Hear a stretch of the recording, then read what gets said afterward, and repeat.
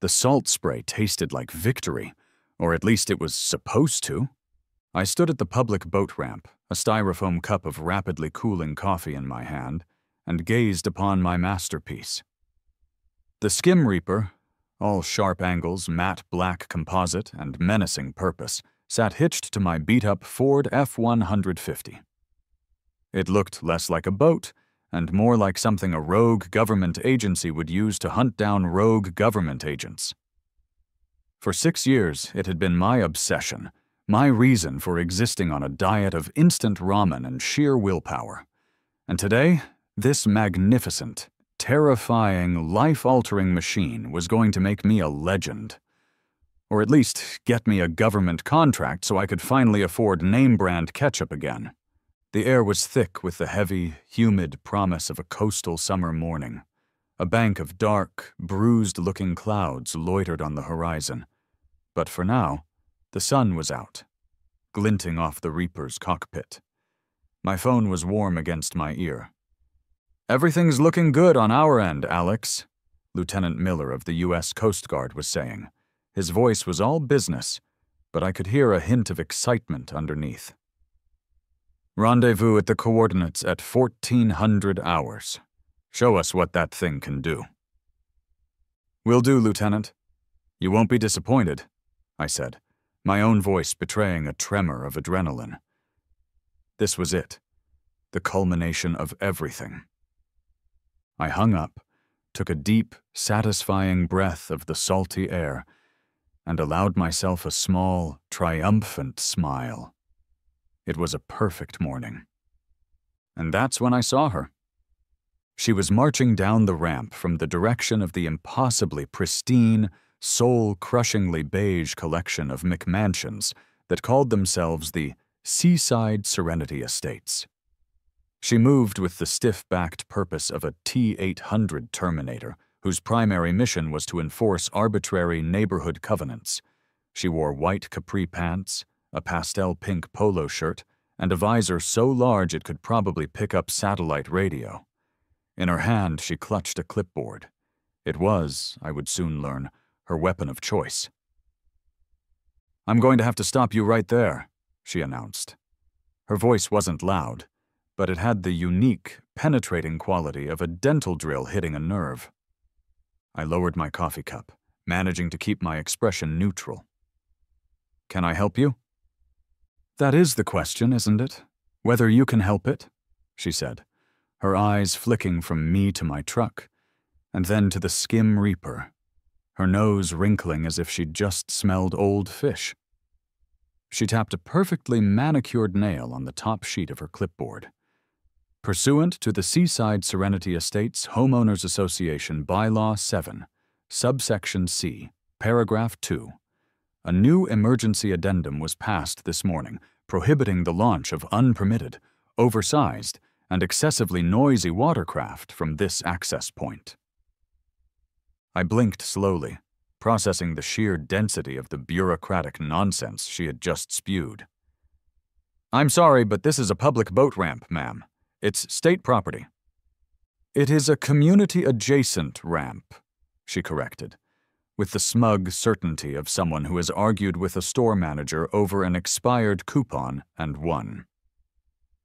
"And the community has voted, we cannot have this." She gestured vaguely at the Skim Reaper, a vessel designed with cutting-edge, noise-dampening turbine technology. Disrupting the tranquility of our shoreline, the noise, the potential for grease. It's simply not in keeping with the aesthetic we cultivate here. My internal monologue, a sarcastic and perpetually grumpy entity that had been my only real company for the past 6 years, roared to life. Aesthetic? Lady, your aesthetic is 50 shades of beige and a crippling fear of anyone under 60 having a good time. And you voted? I'd bet my last roll of electrical tape the only people who voted were you, your terrified husband, and the ceramic gnome on your lawn. It was then that I noticed it, a new, gleaming, and frankly offensive addition to the landscape. A heavy-duty metal gate, painted a cheerful shade of go-away peasant white, was now stretched across the width of the ramp. Secured to a thick metal post was a padlock that looked like it had been stolen off a medieval dungeon. I pointed a thumb at it. And this? Did the community also vote on installing a portcullis? Are you expecting an invasion of Vikings? It's for the protection of our property values, Brenda said with a little sniff. Her name tag, I now noticed, read Brenda, HOA President. Of course it did. Vandalism has been on the rise. You're the only vandal I see here, lady. Now, she continued, her tone shifting from condescendingly informative to dismissively final, I suggest you take your noise machine and leave before I'm forced to take further action. Okay, deep breaths, Alex. You're a professional. You're about to secure a major government contract. You cannot get into a screaming match with a woman who probably alphabetizes her spice rack. I pasted on my most patient, non-threatening smile. Ma'am, with all due respect, I don't think you understand, I said, walking to the cab of my truck. I pulled out the thick, meticulously organized binder that contained every permit, license, and piece of official documentation related to the Skim Reaper. This is a fully permitted, licensed, and insured vessel, see? City permit, county permit. I even have an experimental airworthiness certificate from the FAA, which is required for hovercraft. It's all here. I held the binder out to her. She didn't even glance at it.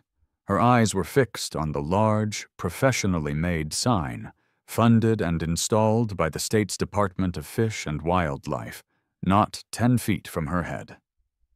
A sign that read, in big, friendly, unambiguous letters, Public Boat Ramp. I followed her gaze. See? Public. She waved a dismissive hand, a gesture of such breathtaking arrogance that it almost left me speechless. A mere suggestion. The dam of my patience began to crack. A suggestion? It's not a motivational poster, Brenda. It's a legal designation. This ramp was built with my tax dollars, and your tax dollars. It's for the public. That means me. That means a guy with a rusty John boat. That means anyone who wants to get on the water. The argument devolved from there. It was like trying to debate physics with a house cat.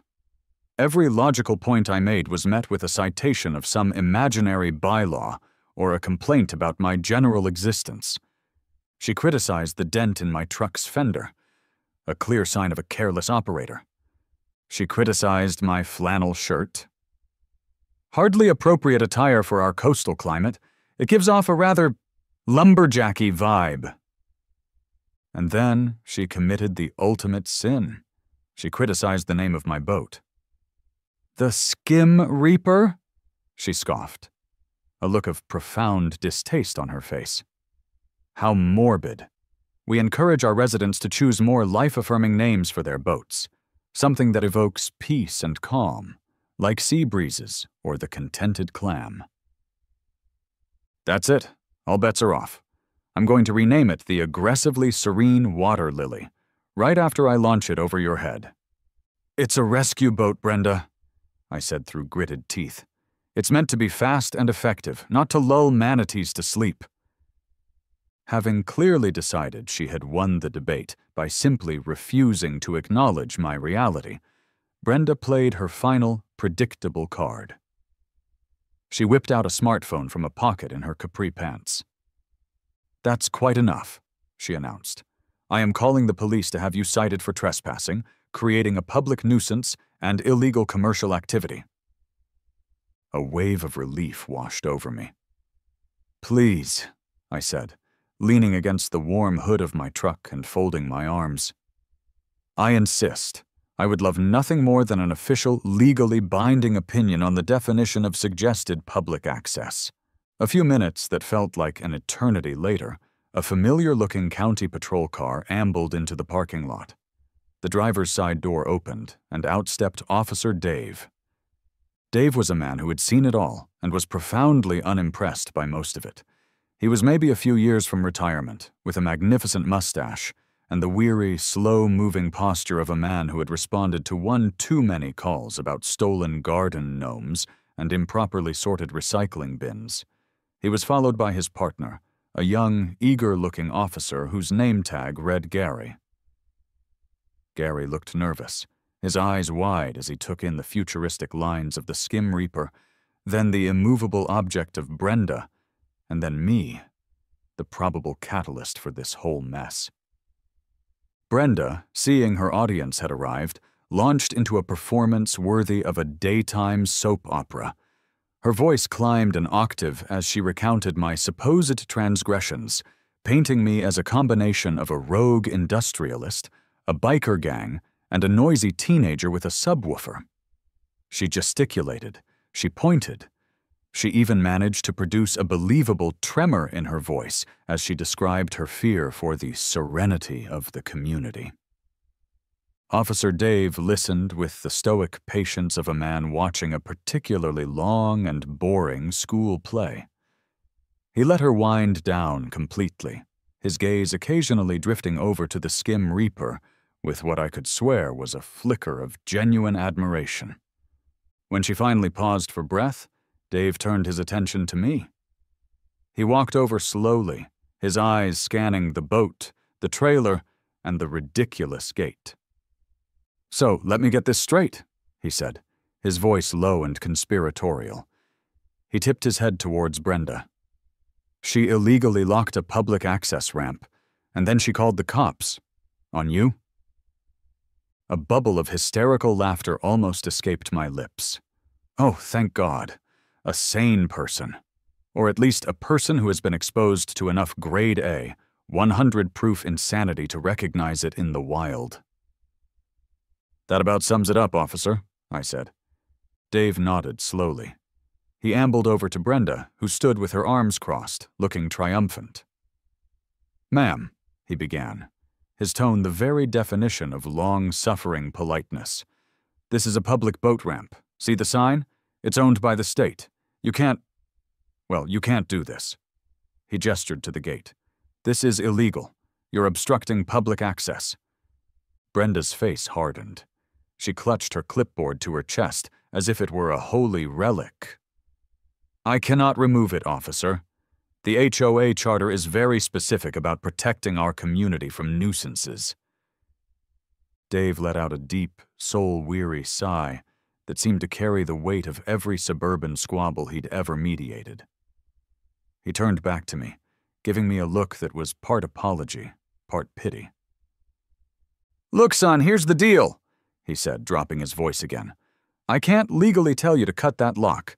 That would be me, a police officer, advising the destruction of private property. And my partner here." He jerked a thumb towards Gary, who immediately straightened up and looked very official. "Is a real stickler for that kind of thing. This is a civil matter. You'd have to get a lawyer, take her to court. It could take weeks, maybe months to get it sorted out." Weeks? Months? My demo was in a few hours. My entire future was riding on today. As if on cue, my phone buzzed in my pocket. The caller ID read USC G. Miller. My heart sank.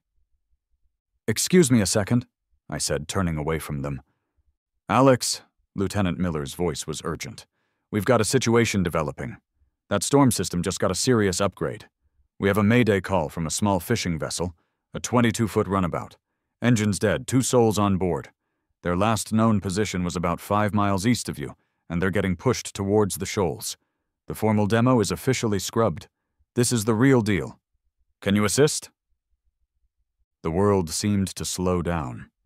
The petty drama of the last hour evaporated, replaced by the cold, sharp reality of the situation. 2 people were out there, in a boat with no power, with a nasty storm bearing down on them. The stakes had just skyrocketed from professional disappointment to life and death. I looked at the gate, a monument to petty tyranny. I looked at Brenda, standing guard with a self-satisfied smirk. I looked at the angry, churning sky. I was well and truly stuck. I have a problem with access, Lieutenant," I said, my voice tight with frustration. "The ramp is blocked." "Blocked? What do you mean, blocked?" "You wouldn't believe me if I told you. I'll call you back." I hung up, my mind racing.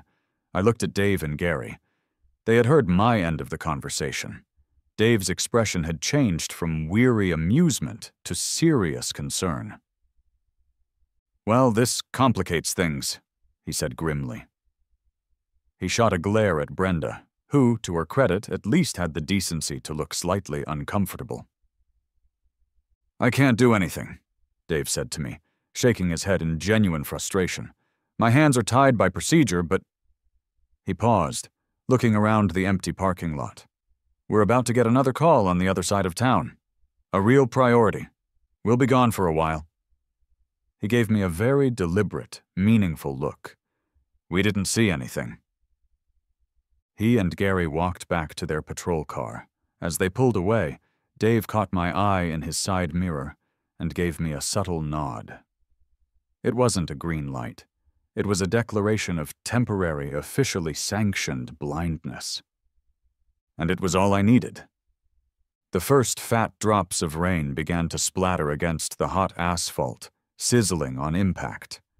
The wind, which had been a playful breeze just an hour ago, was now starting to whip with real intent, carrying the metallic tang of the approaching storm.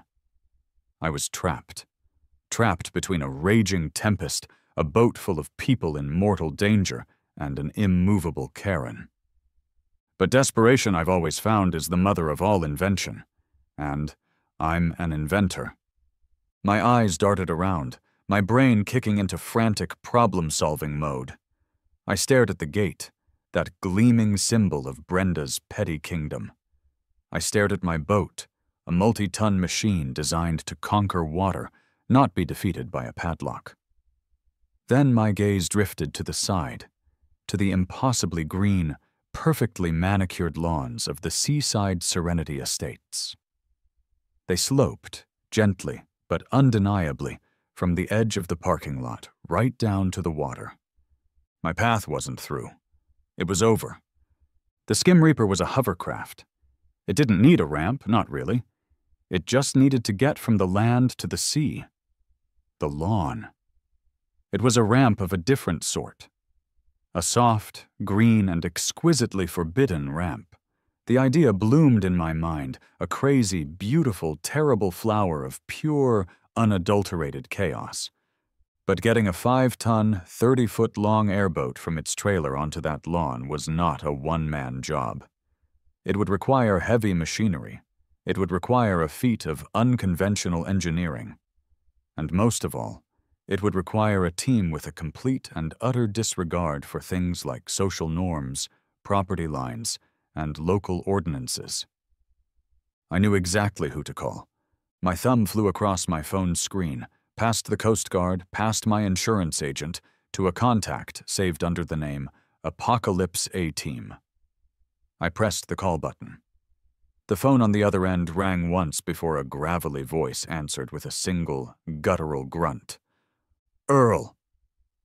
Earl, it's Alex. You remember that wind turbine incident back in 22? A low, rumbling chuckle came through the phone. The sound of rocks in a cement mixer. "Hard to forget. You still picking fiberglass out of your shorts?" "Something like that," I said, a grin finally breaking through my stress. "Listen, I have a situation. It involves an immovable object, an irresistible force, and a woman who probably irons her socks." There was a pause. I could almost hear the gears turning in Earl's head. "Sounds like a party." "Of a sort.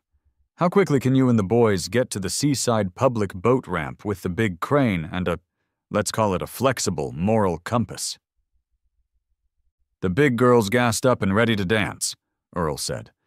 His voice suddenly filled with a newfound energy that sent a thrill of hope through me.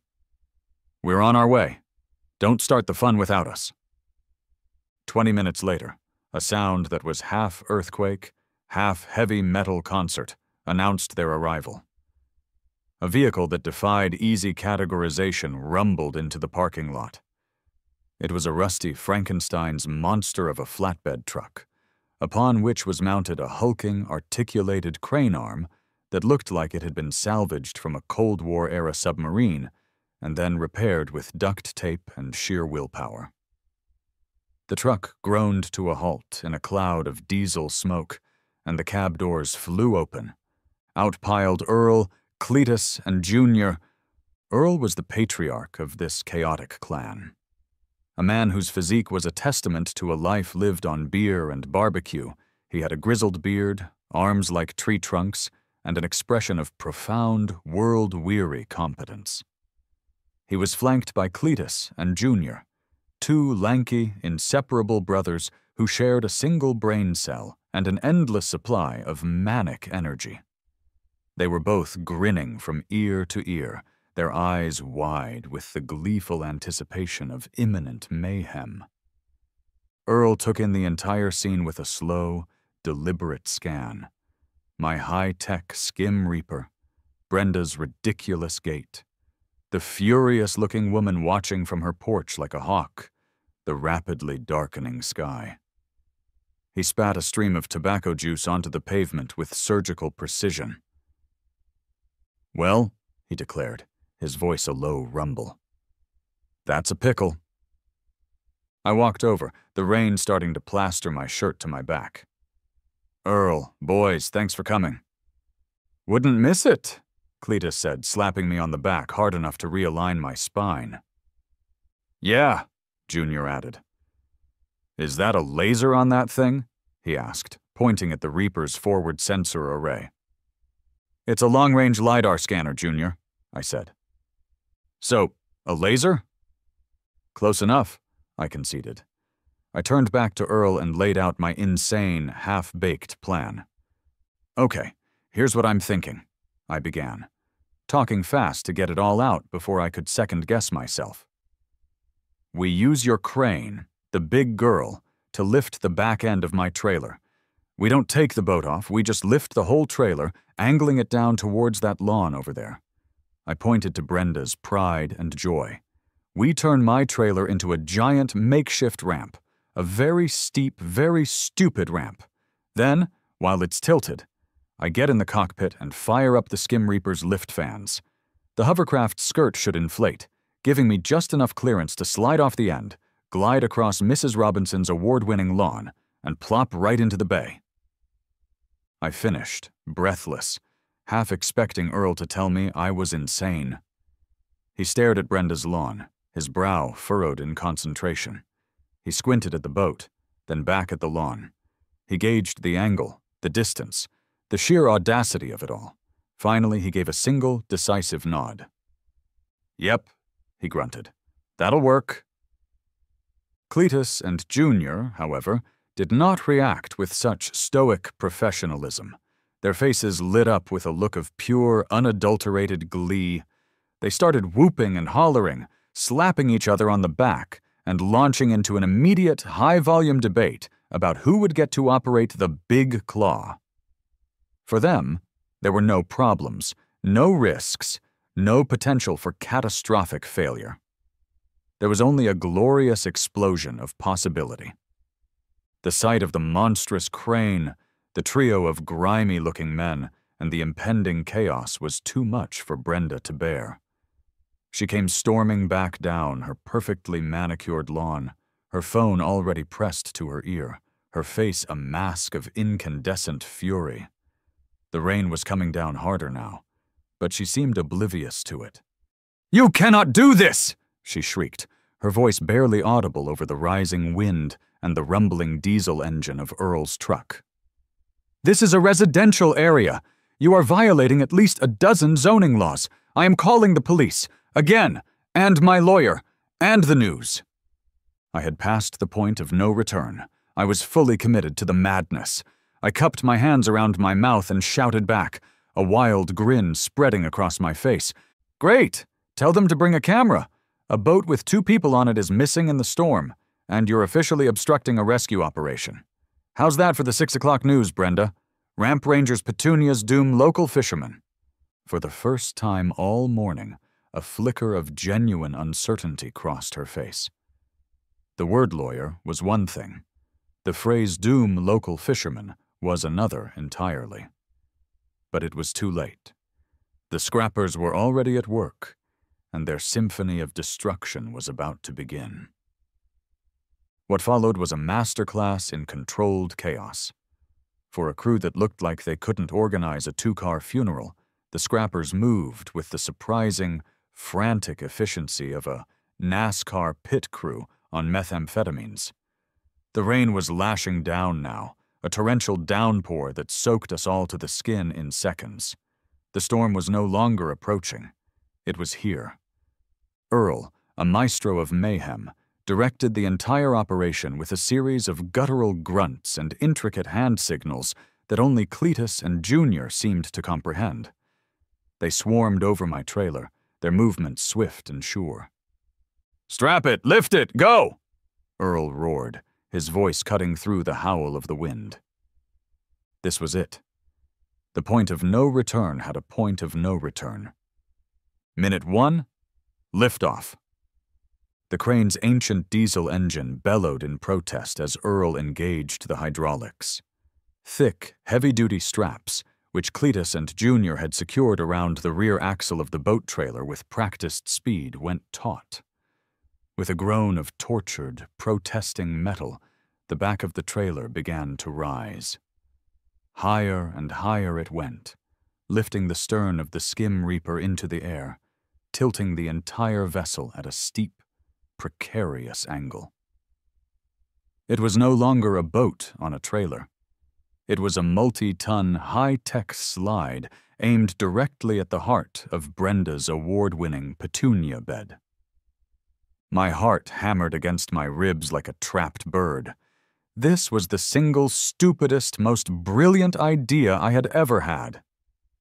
I scrambled up the side of the tilted trailer and threw myself into the Reaper's cockpit, the rain sluicing off the canopy.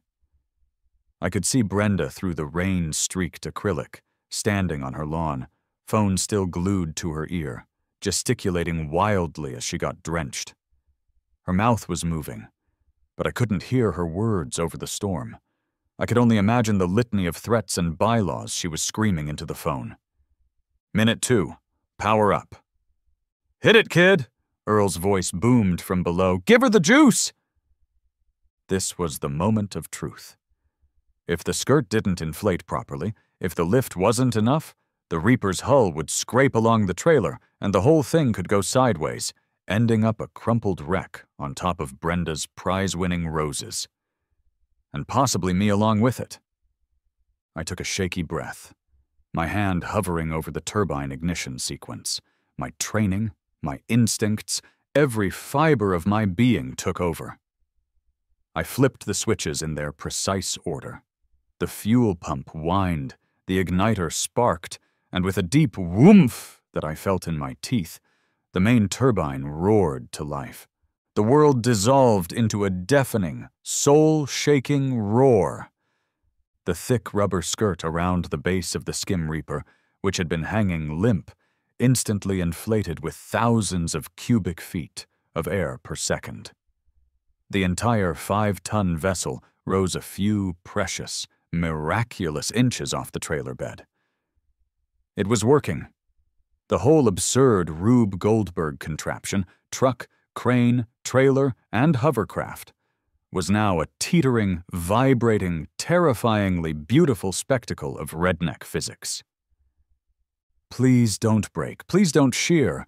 Please don't let me be the guy who accidentally dropped a hovercraft on a Prius," I prayed, my eyes instinctively flicking to Brenda's immaculately parked pearly-white hybrid. It sat there, smug and silent, completely unaware of the tonnage of potential destruction looming nearby. Minute 3, the slide to freedom. "Let her rip!" came a triumphant, joyous whoop from Cletus, a sound of pure, unadulterated ID. From my left, I saw Earl give a final, decisive chop of his hand. It was the signal. Go time. I shoved the throttle forward. The skim reaper lurched. There was a sickening, high-pitched grunch of metal scraping against metal as the keel briefly made contact with the edge of the trailer.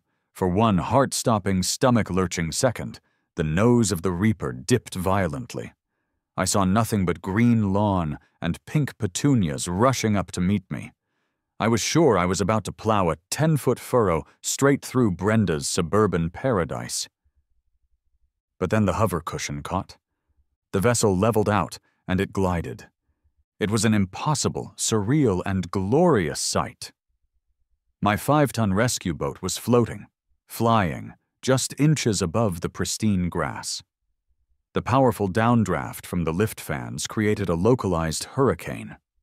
A swirling vortex of topsoil, mulch, wood chips, and pink and purple petunia petals erupted from the ground, blasting outwards in every direction. It was a horticultural apocalypse.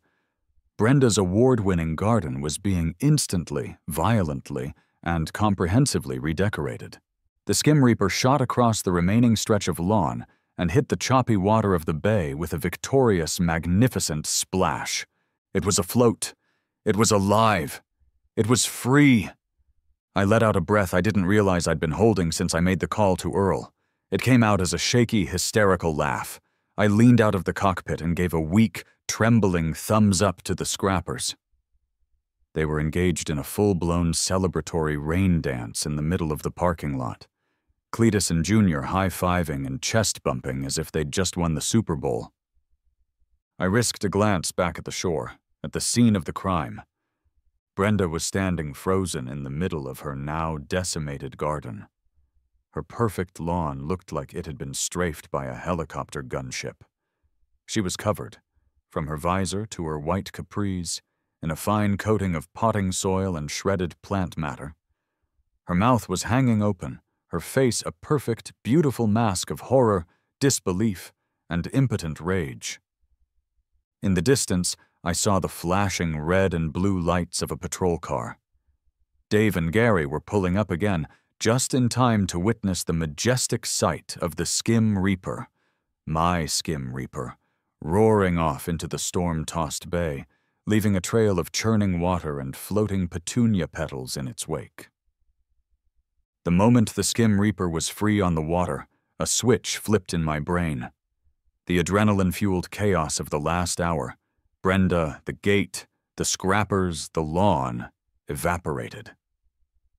All that mattered now was the mission.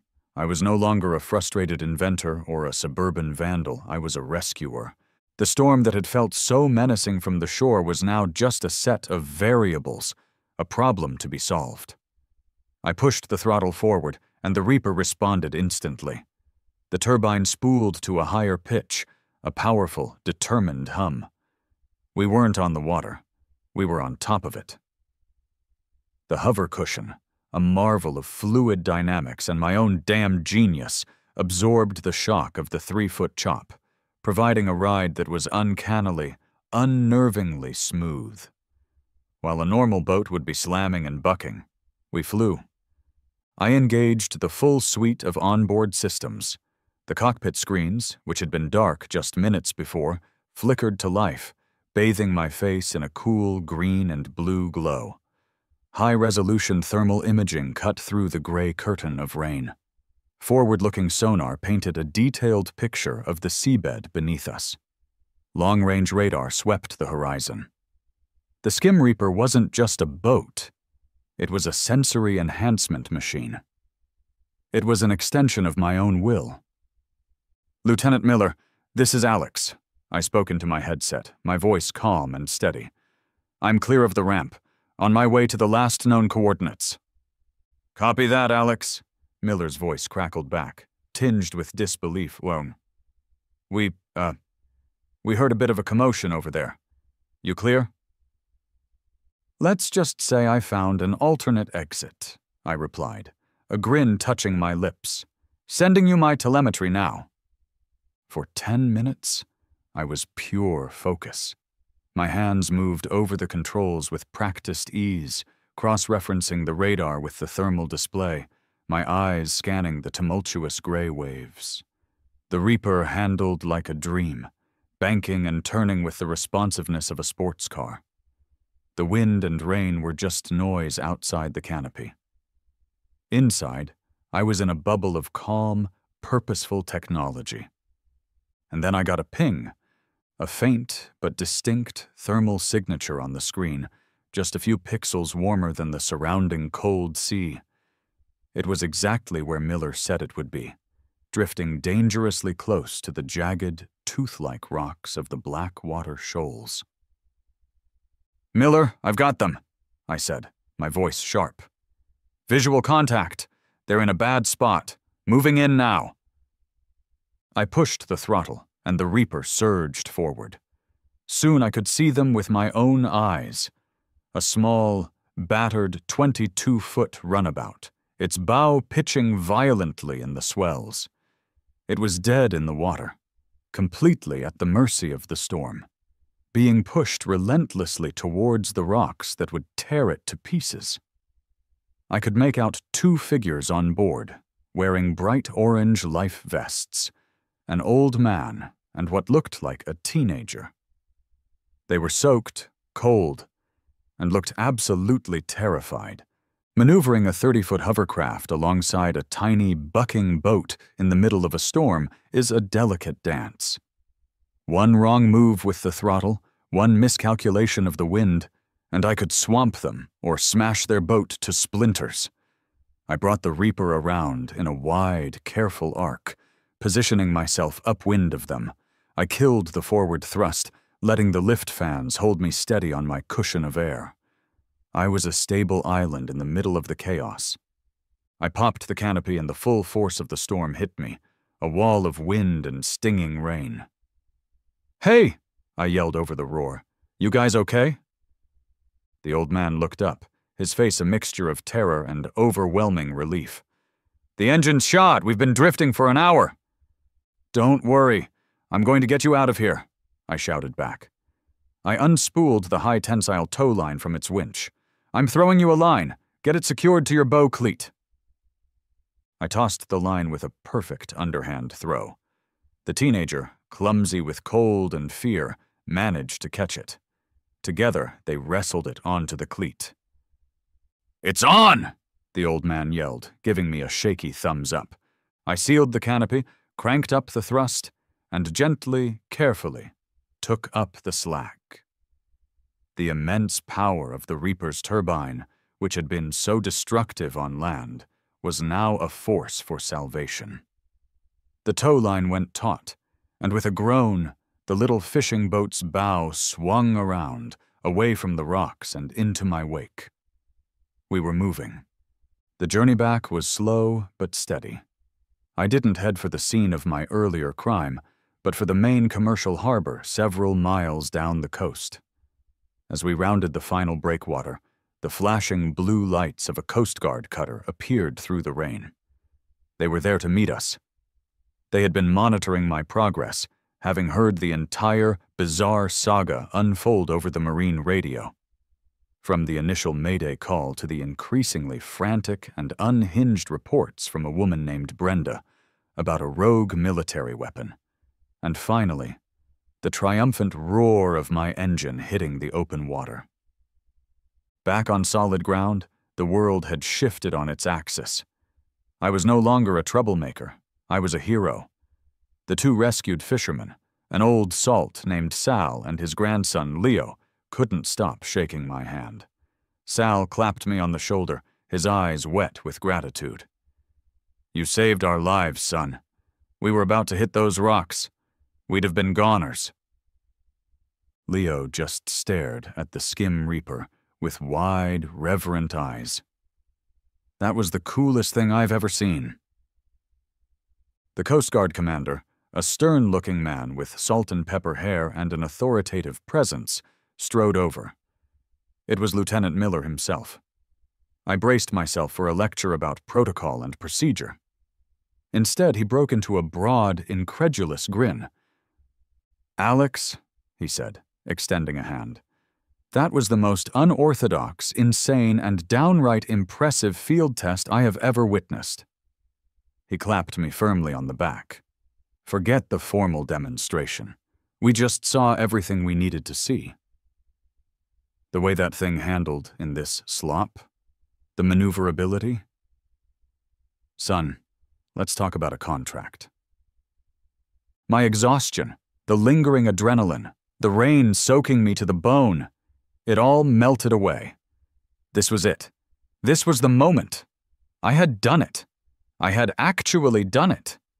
I felt a wave of pure, unadulterated victory wash over me, so potent it almost made me dizzy. As I was helping Sal and Leo secure their battered boat, I saw a familiar county patrol car pull up. Officer Dave got out, holding 2 large styrofoam cups of what I prayed was coffee. He ambled over, a look of profound amusement on his face, and handed one to me. It was hot and black and perfect. "So," Dave said, taking a long sip from his own cup and failing miserably to suppress a laugh. "It's been an eventful afternoon for all of us." "You could say that," I said, the warm cup feeling like an anchor to reality. "Yeah, well, Brenda's lawyer has called our station 4 times, he said, shaking his head. "Also called the mayor's office, and the local Channel 8 news affiliate. Apparently a rogue military-grade weapon was launched from a hostile staging ground, which resulted in the wanton and malicious destruction of a prize-winning floral display." He took another sip of coffee. Those were her exact words. "She's very articulate when she's furious." I winced. "Am I in a lot of trouble?" Dave chuckled. "You? Nah, her? That's another story." He leaned against a piling, the picture of calm.